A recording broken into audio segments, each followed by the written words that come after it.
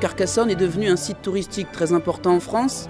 Et si l'on visite ce site, c'est grâce notamment aux travaux de restauration qui ont été effectués ici au XIXe siècle par un architecte aujourd'hui très connu. Il s'agit d'Eugène Viollet-le-Duc.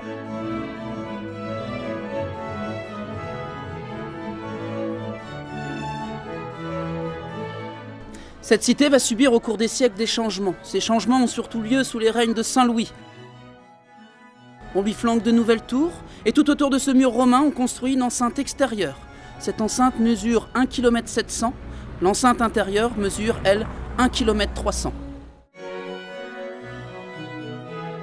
Sur ces 3 km de remparts, 52 tours de défense accueillent l'ennemi.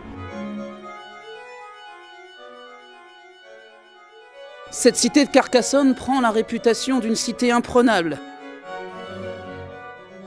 Sachant qu'à l'intérieur, 1000 personnes peuvent y vivre en temps de paix, 5000 en cas de guerre, prêtes à se défendre, en y projetant sur la tête de l'adversaire toutes sortes de choses sympathiques, de l'urine bouillante, des excréments, de la poix, pourquoi pas du sable chaud.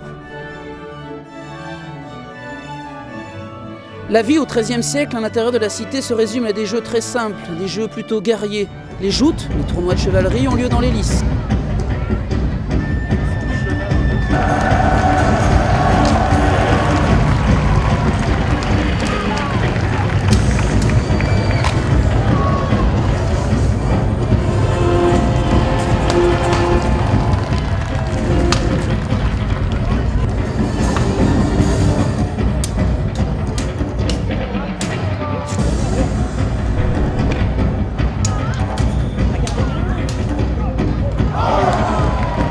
Beaucoup de légendes circulent autour de la cité, notamment son nom. D'où vient ce nom de Carcassonne?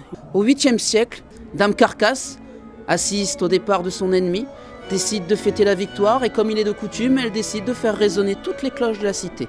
Un des lieutenants de Charlemagne l'interpelle, lui tape sur l'épaule et lui dit ainsi « Sire, n'entends-tu pas, dans cette cité, Dame Carcasse te sonne ?» Le nom de Carcassonne est apparu suite à cette jolie légende.